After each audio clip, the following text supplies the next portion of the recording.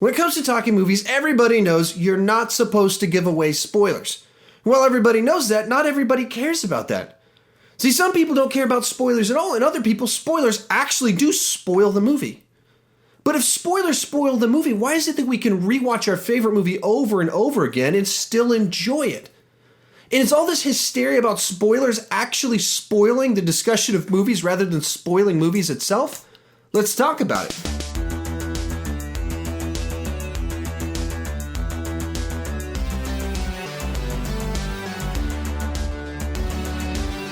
Before we start talking about spoilers, I want to give you a heads up that in this video, I will be giving away spoilers for The Empire Strikes Back, The Force Awakens, The Sixth Sense, Seven, and The Shawshank Redemption. So if you haven't seen those movies before, be cautious while watching this video. I will give you a heads up before I give away a plot point, but I will be talking about specific points in those movies just so we can talk about spoilers. When it comes to spoilers, there's four big things that can be spoiled for you before you see the movie. First off is the story flow, how the story unfolds. This is a common criticism against a lot of current trailers that come out, and as well as some older trailers as well, but essentially that the trailer gives you the entire story flow from beginning to end. About a year ago, a movie came out called Southpaw. I haven't seen the movie yet, so I can't say if this is fully true, but one of the big criticisms of the trailers is the movie's trailer gave away the whole story flow. You see where the character starts at the beginning of the movie, you see his downfall, you see his path of redemption, and you see what appears to be a climactic finale. You see the entire story flow in the trailer, and therefore the trailer spoils the whole journey that the character goes on. That's one way a story can be spoiled. The second big thing that can be spoiled in a movie are the plot twists, those changes of direction, the question who will live and who will die, the character development, what is going to happen to these people, those specific moments, not just the overarching flow of everything, but the specific moments. So maybe the ultimate example of this would be The Sixth Sense. You watch the movie, you get almost to the very end, and then you are told Bruce Willis has been dead the entire time. It changes the way you perceive everything that you've seen up until that point in time. It's this major plot twist. It was maybe one of the most famous examples of something that could be spoiled before you could go and see the movie. When we talk about spoilers, we're usually talking about the plot twist. That's what we don't want to be spoiled. That's what we're most worried about being spoiled in a review or a comment section. A third thing that can be spoiled are some of the best shots in the movie. See, movies are a visual storytelling format, so even the images that you see can spoil things for you. I think about when the Avengers came out, they gave away the big reveal of the team assembled in the Battle of New York, and the camera pans around everybody. They put that all in the trailer so you'd seen it before you saw the movie. Now imagine if that was a moment you hadn't seen before and you just saw the movie and then had this awesome shot.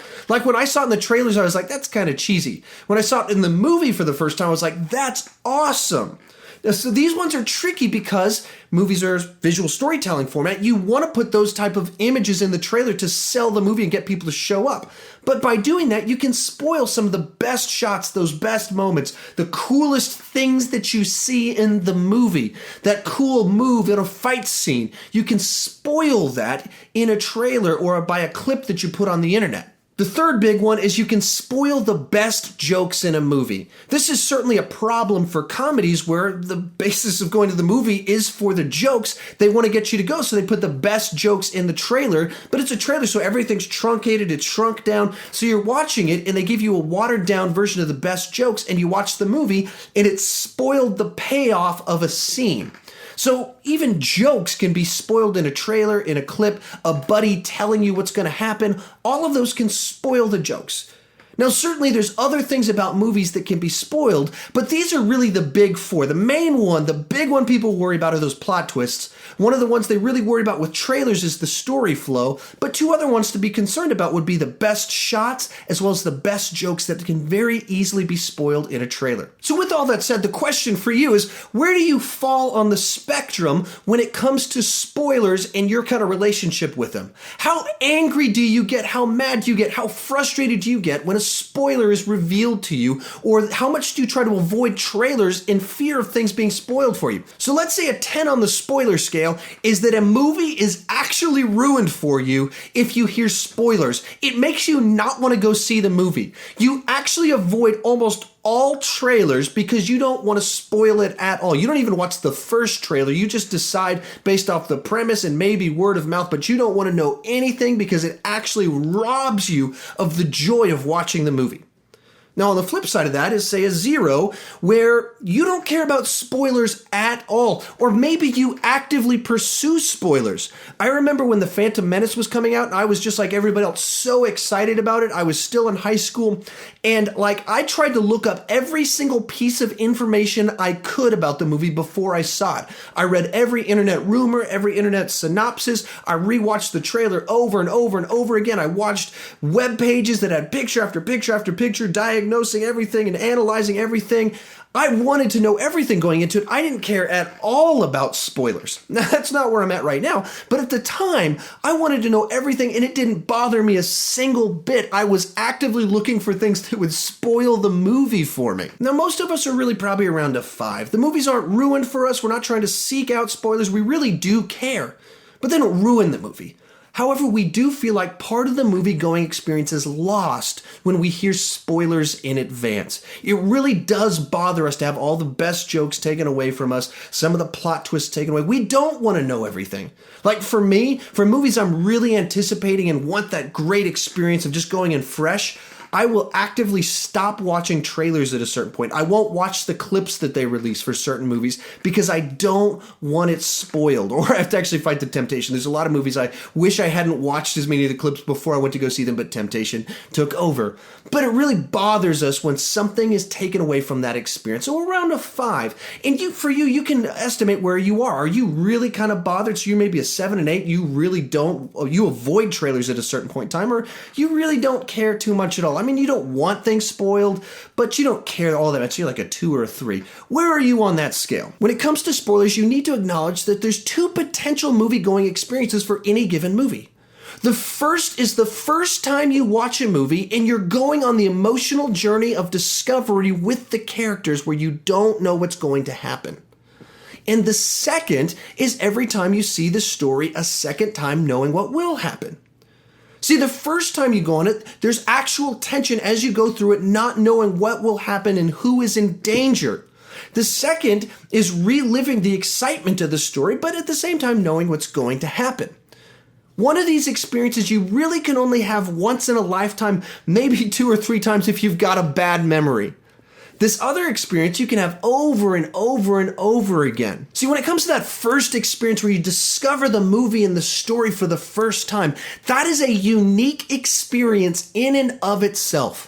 I think about when Guardians of the Galaxy came out. I actually took me and all my interns that summer to go see it together, and we watched it. I was excited for it, but I didn't realize how funny it was going to be. I didn't understand how the character Drax was going to be so funny and how their chemistry was all going to work together. And it was just an incredible movie-going experience where I just went in not knowing what to expect and just loved it, and it became a common experience for all of my team that summer. And especially the next week, we went on a trip together and could tell jokes to each other. It was so much fun and a very unique experience related to this was such a surprise and so much fun. It was a unique one-time experience. Or I think just this past week I showed the movie The Shawshank Redemption to actually another one of my former interns, and we watched this movie and he did not know what was going to happen in the third act. So there's a scene in it where you're wondering, has this guy committed suicide? Is this movie about to get really dark and turn in a really negative direction? And instead it moves into one of the most hopeful third acts in movie history. Just so powerful as you're watching the movie, sitting there going, I don't know what just happened, or I don't know what's about to happen. And it's so powerful in this moment. But you can rewatch this movie and still have a great time, still enjoy it, and still have the emotional journey. But that first time experience where you're sitting there watching it going, what is about to happen? You only get that one time, or in my case, kind of 2 times. I actually kind of forgot what happened in the third act of The Shawshank Redemption, which is strange because it's not a forgettable movie at all, and somehow I kind of forgot and kind of got to relive it just a little bit. So here's the distinction when it comes to spoilers. No spoilers can rob you of that second experience because inherently you already know the journey. This second experience, that repeated rewatching of your favorite movie, no one can take that away from you. If you love The Empire Strikes Back and someone tells you all the plot points, they can't ruin it for you. However, you can be robbed of that first experience. You can be robbed of all that discovery of the plot twist, who lives, who dies, by spoilers on the internet, by reading an article, by a flippant comment made by me in a video that I forgot to mark as a spoiler. It robs you of that first experience. So for me, I really tried to avoid spoilers, the big spoilers for The Force Awakens. I wanted to go in and just know the feel, the tone, but I didn't want to know the story flow. I didn't want to know the big twists at all going into it. I was reading an unrelated article about 5 days before the movie came out, and someone in the comment section just said, Kylo Ren is Han Solo's son and he kills him. It just said that. Article was about like the chipmunks or something like that, and it just said that.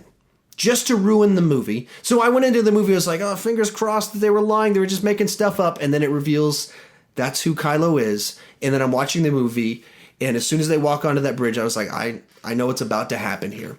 They spoiled that first time experience. What if I never got to watch the movie having no clue who Kylo was and not knowing who lived and who died. I watched it knowing I know what's about to happen right now. I was robbed of that experience in that moment. They can never take away this second thing. I've got the movie for the rest of my life. I enjoy the movie. It's a fun ride, but they robbed me of that experience. I take spoilers seriously because I don't want to be robbed of this first experience, so I don't want to rob you of this first experience.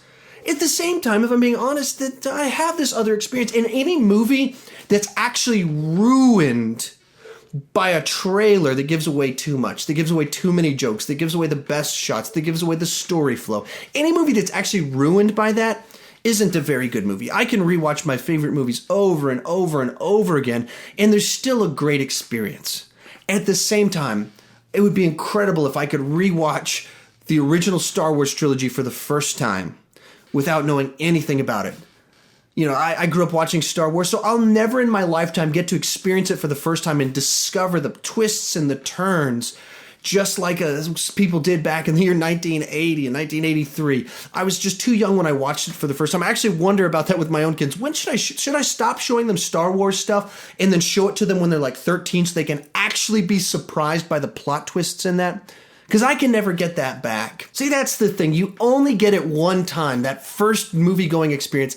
And with some of your favorite movies that you grew up watching your whole life, you never got to have it, which is one of the great ironies of being a film lover that started watching movies at a young age, is that I never really got to have that great, awesome experience with some of the best movies of all time. And I wish so much that I could have that. Where do you fall when it comes to spoilers? Do you love them, hate them, avoid them like the plague? Tell me in the comment section, because I don't want to just talk about movies. I want to talk about movies with you. So let's have a lively discussion in the comment section. Thank you so much for watching this movie. And if you've never watched one of my videos before, please consider clicking that subscribe button if you like the sound of my voice. Thank you so much for watching.